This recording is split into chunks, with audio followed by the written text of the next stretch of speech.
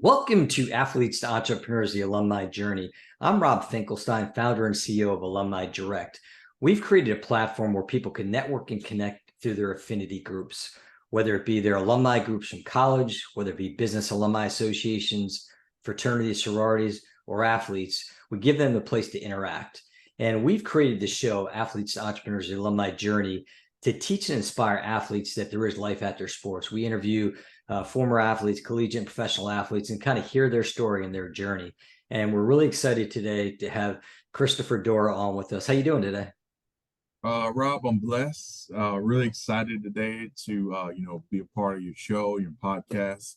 We've connected, and I really like your energy. And I said, I definitely want to make an appearance and to share a little bit of my story with the audience. Yeah, I appreciate that. And he is on an airplane. No, I'm just kidding. We talk about this. He's got that cool background. You either have that beach background or you got the airplane background. So anyway, he played college football at the University of Charleston in West Virginia. And then he went on and he played in the NFL. He was a walk-on with the Dolphins. He played a little bit in the Canadian Football League. And then he went on to ultimately getting into the investment field as an investment advisor. But more importantly, and this is the part that everybody talks about, how you have to write a book. He is a Wall Street Journal best-selling author of Let's Get It. So we're all going to have to get that. Is that on Audible? Because I like to You, listen you to. know, Rob, I'm working on the Audible right now with the publishers, but it's available everywhere from, Books a Million, Barnes and Nobles, Target, Amazon. You can pick up a copy. Okay, great. I like a lot of times I'm running, I'm walking. I'm like, that's my time to like listen to podcasts and listen to books. So everybody, you ought to check it out. So the first question I always ask is, tell me about playing sports growing up, what you played, and how it kind of shaped your life, leading into high school and college. Great question, Rob. I'm from the West Caribbean. My family's from the islands of Haiti. And when you think about sports, it's soccer. It's like you kick the ball with the leg. You don't do anything with the arms. But being a guy who shot up like a green star, I got a great uncle on my dad's side who's about 7 feet tall. So I shot up in height at an early age. You Yeah. can only imagine. In kindergarten, I was taller than my actual teacher. So things for me shifted after I got into high school in Miami. And I decided to come try out. I had a coach who really inspired me, Stu Rogers, the late Stu Rogers. He passed away, but he came up to me one day and during lunch and said, "Hey, Chris, you should come out." And I didn't really understand what that meant. All I remembered was, hey, I'll have a lot of fun. I'll build some friendships, and I may get a shot to go to college. And that's really what was the bells and whistles for me. At an early age, I actually did, soccer. That was kind of me getting, comfortable with team, with, being able to kind of learn a little bit more about different sport. As I got older, I knew self-defense was important. So I did a little karate, a little judo. So I was always active and, making sure that maybe one day I may have a shot at playing a sport that was, a little bit more organized. But yeah, I'll tell you, I mean, being your size too, I can imagine playing karate. I mean, you're not playing, but doing karate was probably kind of scary. Like, hey, I'm not going to mess with him. He's got it. So did you ever, I guess when you were younger, and again, once you came over here, did you dream about being a professional athlete? And if so, what sport? Tell you the truth, when I was born, I was 10 pounds, 7 ounces. I was a bowling ball at birth. And believe it or not, the doctors had told my mother and father that I was going to be a football player. Like, well, who would have thought the chances that would really happen? Because we didn't talk about sport like that at the kitchen table. So, really, when my parents saw me entering into that, sports business, they were in fear because they knew how aggressive football could be. Obviously we learn about CTE, we learn about concussions. That stuff's pretty real. Yeah. But for me, having the size, in high school, I was 6'5", 285 pounds, and I ran 4.9 seconds in a 40-yard dash. So I was one of those big guys. I was a glacier, super slow. I had some talent, and I thought that by me, jumping into that game and having the capacity and the body frame. That's really what encouraged me to pursue sports. And come to find out, it actually worked out for me. Yeah, no, for sure. So you go off to West Virginia. So talk a little bit about talk about your college experience, and maybe some of the demands on you when you were there, as far as playing football and your classes and everything else? Country Road, West Virginia. It was a culture shock in itself. I mean, I attended a university in the coal mine state. And when you think about that, it was different from Miami, Florida. Having adversity, being in a culture that, I was not accepted as easily. And for me, it was the fact that I was in something that was different. It made me grow as an individual, as a man, and I had a better relationship with God. And I felt like at times, through the adversity that I went through, if I didn't go through that, it would not make me who I am today. And I'm so grateful by attending University of Charleston, because it was kind of like you expect, like it to be beautiful, amazing. Now, don't get me wrong. West Virginia is very green. I mean, Yeah. The tree life, the camping, you being able to do stuff like, in the mountains, amazing, wonderful life, but it was different from the city.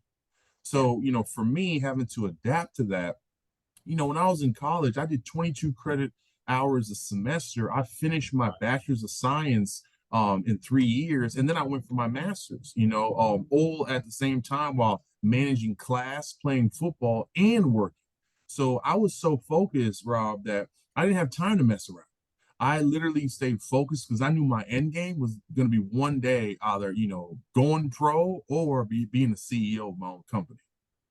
And it's interesting you say that, because I think a lot of people, when we talk about transitioning out of sports, and especially colleges, that they don't necessarily have that end game thought. It's kind of like, especially if you're an elite athlete or playing some of the sports where you have the opportunity to play professionally, it seems like a lot of athletes are so zoned in on that goal and not thinking of the big picture. And it sounds like in your case, it was great because you were thinking out of the box and you were taking all those classes. So was there, at the time when you were there, was there anything that the school was doing to kind of, I guess, let's say, help educate the athletes on life after sports, so to speak, of just different areas? I mean, there's always that one-off class, but I mean, did they talk about it when you were there?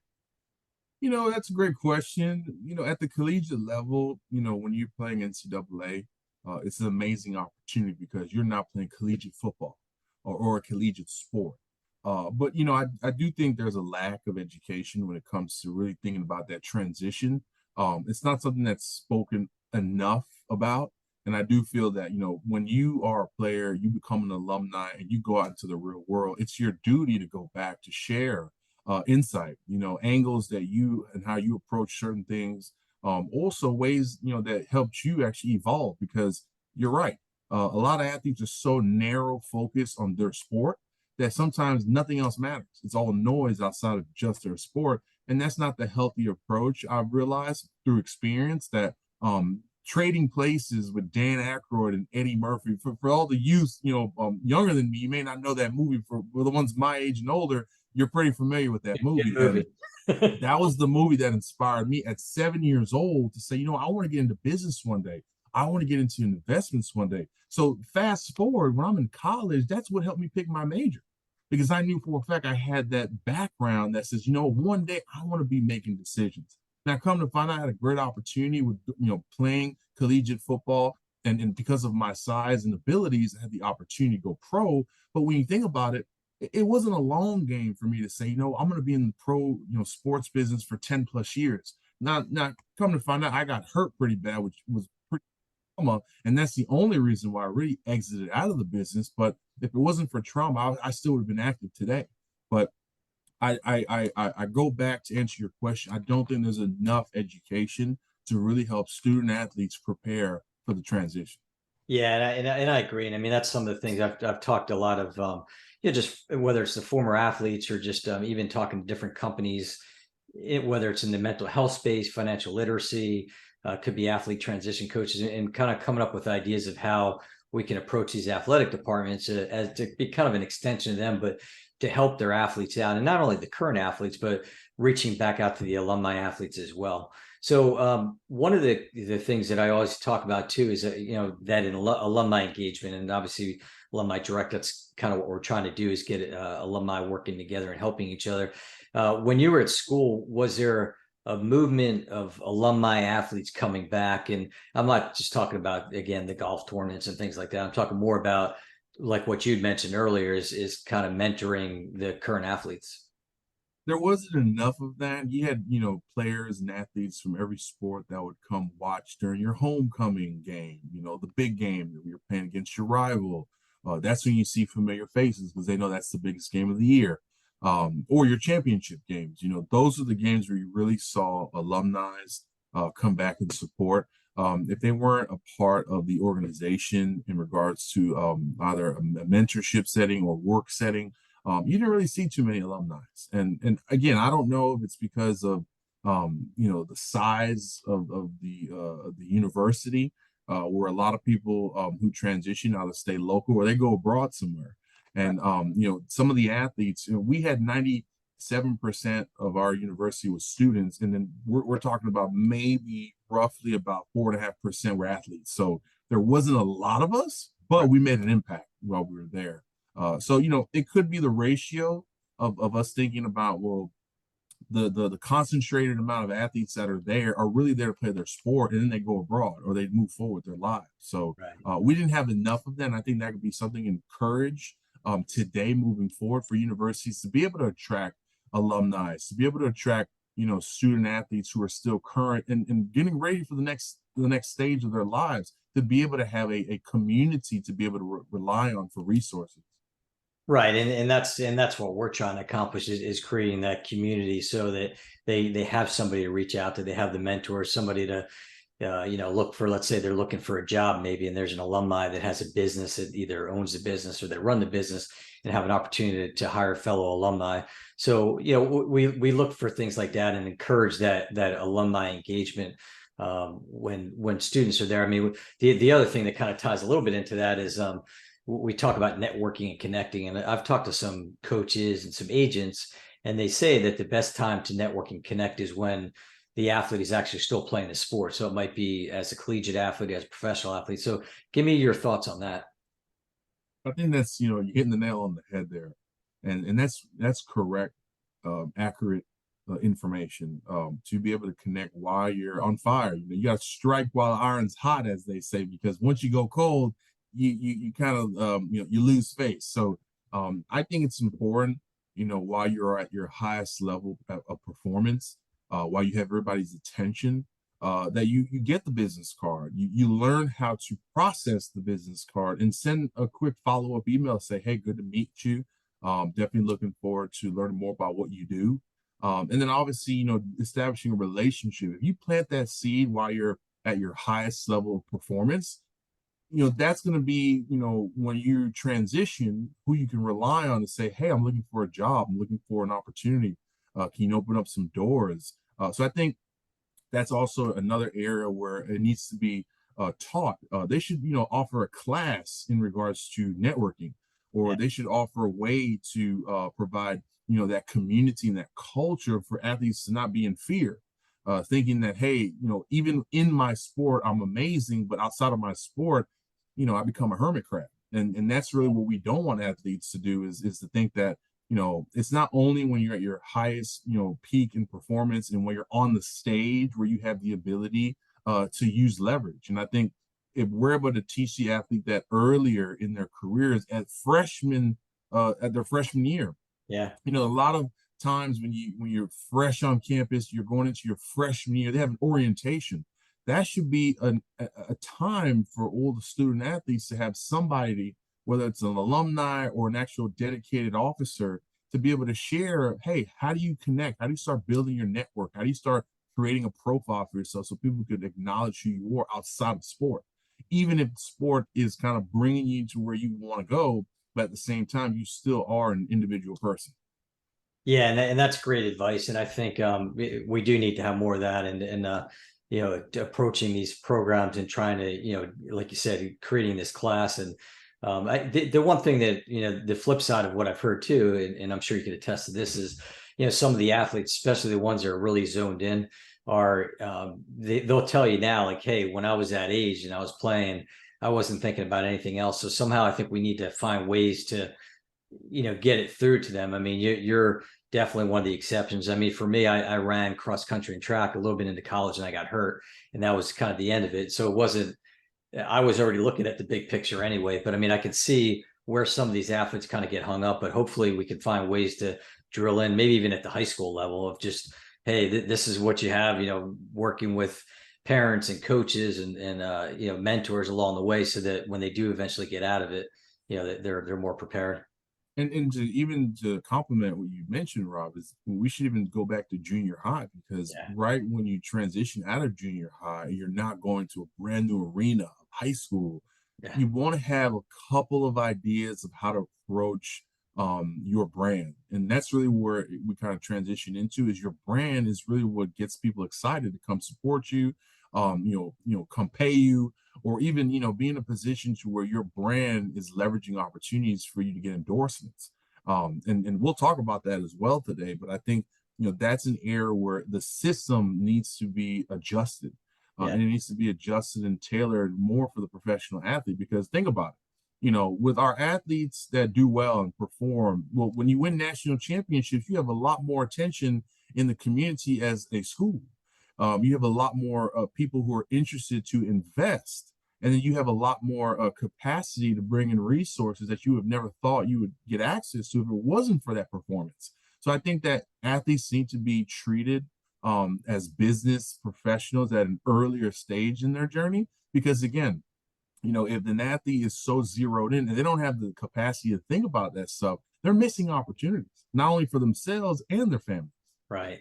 Yeah, no, absolutely. And it was you segued it perfect for me. So we'll talk a little about NIL, name, image, likeness. So kind of give me your thoughts. And I've heard different things from, like when you were playing, it probably didn't start yet. And, like I said, I'm always the old guy. I talk about that too, but talk about your thoughts on, throw out a couple positives and a couple negatives, if you see any negatives. Sure, well, the negatives is it kind of tarnishes, the mindset of the athlete. One, if you're not prepared to receive that type of funding or type of investment in you, um, what can you really do if you're 18 years old and you have $1 million in your bank account? You're not thinking about saving or growing your money or investing it or getting somebody professionally to help you. You're just so excited that you're going to go buy a lot of Jordans, you're Yeah. going to go get a lot of jewelry, you're going to get the nice car, and you're going to do all those things, which isn't bad. But when you think about that, that really takes away from the athlete in the sense of maturity when you're making decisions financially. Now, the pro about that, and I want to compliment a pro, is it's also a good way to be able to allow an athlete to know that they're not going to be struggling anymore. They're not relying on just the scholarship, or they're not going to be relying upon having to make it work outside of their game. Because a lot of times, we athletes, we struggle. We didn't have everything handed to us. Obviously we had lunch, we had the card, we had the cafeteria, but outside of just our curriculum of sport, class, and sleep and training, you kind of have to, make it work. And if you don't have support at home, that's where the NIL, name, image, and likeness, and your brand could really help change and make a difference in your daily living, Yeah. as well as impact even your family. So now you have way more support and resources. So I think it's kind of a double-edged sword when you think about it, and it depends on where the athlete is, and obviously where they're projected to go as they continue their legacy.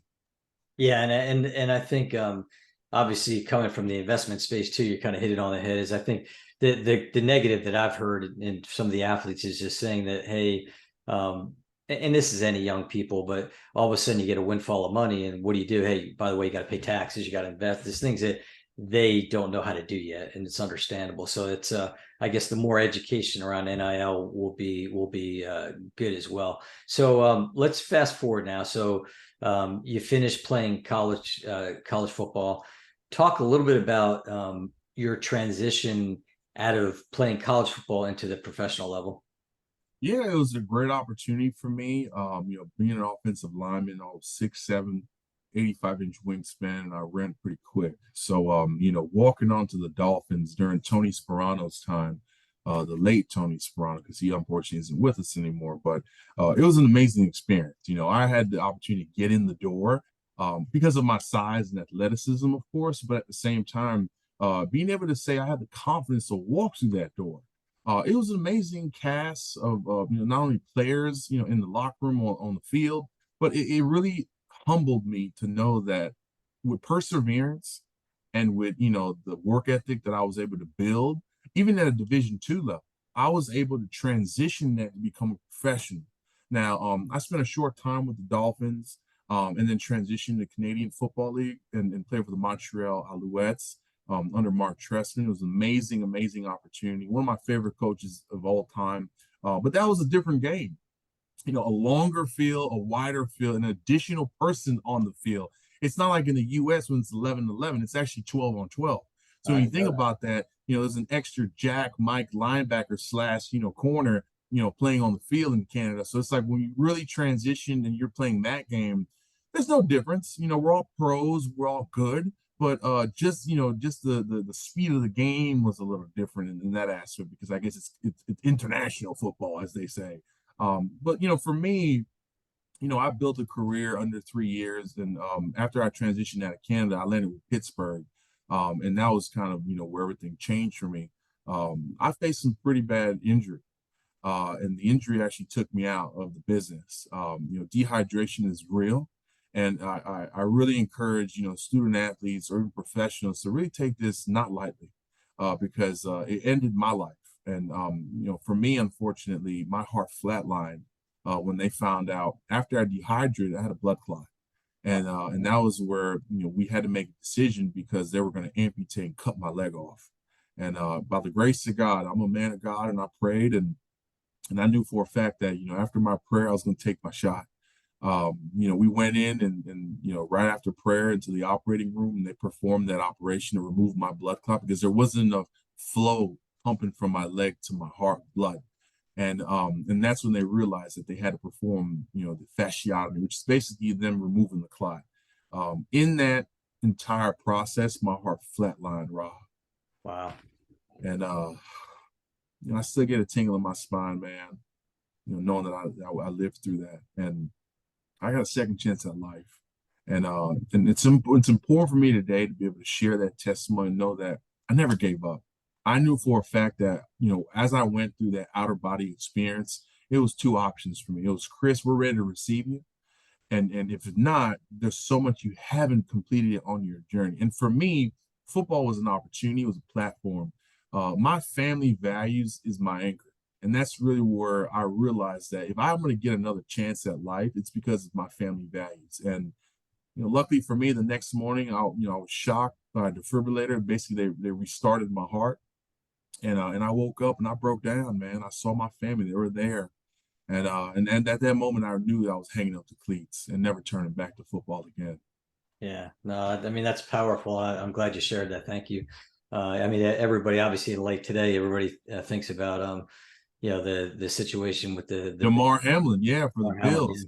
When I saw that episode and I saw that game, it brought really a cringe in my stomach to know that what he went through on that field is exactly very similar to what I went through when I was in that hospital. Yeah. And you don't get a second chance at life if you're not blessed, and you're not destined to be somebody who is an impact, and use that impact and your story to help others. No, that's great. And so with that, and now that time's over playing football. How was that transition out of that for you, and maybe kind of give some advice on to other athletes that similar situations where it's time is over, and not over, but I mean time is over from that sport, and it's time to do other things in life because you have so many more years ahead of you. Yeah, well, it's a reality check, Rob, and I find it that us athletes have to prepare at some point in our careers that the transition is going to happen, whether you like it or not. There's not many Brett Favre's out there or Tom Brady's that can say they could, go all the way almost to 20 years or plus. So when you think about the average career span in football is less than 3 years, very similar to my tragedy. But, when I think about how do I encourage, the professional athlete, the student athlete, the collegiate player, it's really encouraging them to have an end game. And I had an end game knowing that, going back to trading places and investments and becoming my own CEO, that I was going to use my platform to be able to open doors that were inaccessible. use my platform to be able to, share my story, because I feel that so many of us athletes go through a lot of, obstacles and adversity, and we're not speaking up about it. We're too quiet. We have to really start really sharing, what we go through, because you never know who you're inspiring. You don't know who you're impacting. And I believe that we have the ability to really inspire each other, even while we're playing the game and while we're out of the game. Because I think, we really have such, the ability, not only of almost genius level, not only athleticism, but at the same time, people skills. We have to learn how to perform. We have to learn how to compete at a very high level, but at the same time, manage, your partners, manage your teammates. And those are people skills, because if you can't get along with the other group members, who are playing on the same either, field, terrain, or track meet, that's really where you want to identify your personal skills. And I think, through being able to be educated, when you go through something like that, you now have a testimony. Yeah. And that testimony should not be put in a capsule. It should be expressed. It should be told. And you never know who's listening, to where they might say, hey, I think you're a great fit for this new opportunity. I think your story makes sense for my platform. And you would be somebody who could really help our youth. Yeah, I'll tell you what, that's so powerful. And like I said, with this show, we're trying to teach, inspire athletes about life after sports, and just hearing that and just what you said is, I mean, if we could, whether it's one person, 10 people, however many people that reach and ultimately watch these various shows, it's important, because I think there's just, you hear about some of these different stories, again, whether it's the mental health challenges, the financial literacy, there's a lot that goes on. So by inspiring like you're doing, that's great. So now so once you finished, and you kind of, I think your mindset, even back to college, you had such a great mindset of just the end game and talking about that. So you got involved in the financial industry, and then also you wrote a book. So why don't you kind of take us through that journey? Well, thank you, Rob. I really appreciate it, and it's a great question. For me, I realized there was a need, during the pandemic per se. I have been in the industry now as a financial representative, for 7 years, and I've become an investment advisor, which is probably one of the hardest tests I've ever taken in certifications, but I passed. I realized that in the pandemic there was a need with helping nonprofit organizations, specifically those who were not getting funded anymore, and were dissolving. And I realized that I don't have a capacity to be able to meet 1,000 people on a Zoom, or go out into the public, because it's dangerous. So what can I do to help serve a $489 billion industry, which is the nonprofit industry? Why are their children still suffering? Why are there parents who are suffering from mental health conditions? Why are there animals that are being brutally hurt in any way, shape, or form? So there's so many nonprofit organizations that were not getting the funding that they needed, whether it's through government or donors. I realized that being a thought leader in the nonprofit space, and strengthening my expertise over the years, that I need to put some content out there. I decided to, with the years of experience in the nonprofit space, to put a story together. Not a bio of me playing sports, that's boring.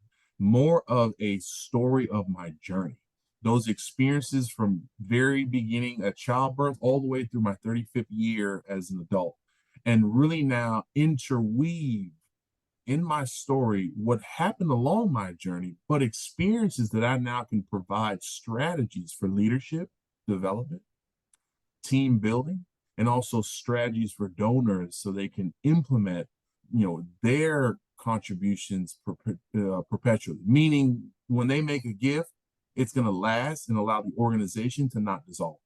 And I believe that Let's Get It, was birth. It took 9 months to write, actually, Rob. So I'll tell you, it's like having an actual baby. But when I delivered it, it really became, positive feedback, good information. It was so good that it became a Wall Street Journal bestseller. Congratulations. I mean, that's great. Thank you. So many people talk about writing a book. I mean, I got my head spinning. It's like at one point, somebody wanted me to at least write a chapter, and I'm fortunate. My son is he's a writer, and I'm like, I always say, if I'm going to write something, he's going to be my ghostwriter. I'm just gonna tell my story. Let him do it for me. So that's great, and I'm sure you're very proud of it. So now, how can people find the book? How can people find you today? And some of the different things you're doing in the nonprofit world. Yeah, sure. I think it's very impactful to connect with each other. You can find me on LinkedIn, which is Kristoffer Doura, finance. My name is spelled with a K. My last name is with the D, but it's finance. I'm also on Facebook, Facebook Business, where it's Kristoffer Finance on Facebook. I also have some handles on on Twitter as well. So there's multiple ways of being able to connect with me. You can also even check out my website, which is myfullname.com. So KristofferDoura.com. And then you can find me on my calendar. Send me a note. Let's connect. Let's get a coffee. Let's just have a conversation. Who knows how I can serve, how I can be a resource.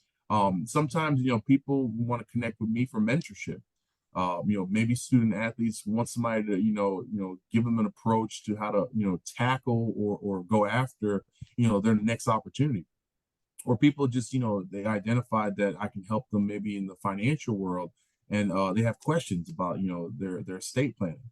So there's many ways to connect with me and find me. I'm not incognito. I think as they say, it's more of being relevant, being present, and in servitude. Because after getting a second chance at life, Rob, I'll tell you, I'm living a different way. I'm living with more humility and so much more humbleness. Because I want to impact as many lives as I can. That's just through having a conversation, working together in some capacity, or philanthropy. I think that's really where it's important to really bring all of us together in regards to philanthropy, to be able to be around people who are like-minded. Yeah, I agree, and I love everything you're saying there. I mean, that's kind of my mission in life too, just to make impact a lot of people. And hopefully you can find us on our platform, alumnidirect.com, and you can find us on LinkedIn and Twitter, Facebook, Instagram, and follow the show. It's on all the podcast networks, as well as our Alumni Direct channel on YouTube. And we want to make a positive impact. And this was a fantastic show. And I look for former athletes like yourself. They're just kind of just living it and kind of sharing your experiences and helping. And I think that's great to, you had that second chance at life. And I think maybe all of us, whether we have that second chance or even with the first chance, we should kind of take that same attitude. So again, I appreciate, we'll have all this stuff in the show notes, and thank you so much. Yeah, well, thank you as well, Rob. I really enjoyed the conversation. I hope and press upon that my interview and conversation with you can help many students, encourage them to get on board, learn more about your platform, stay connected, sign up, utilize this platform as a tool for you as you transition to the next stage of your life. So I'm looking forward to reconnecting with you and coming back for another round. You got it. Well, this was exciting. So thank you again.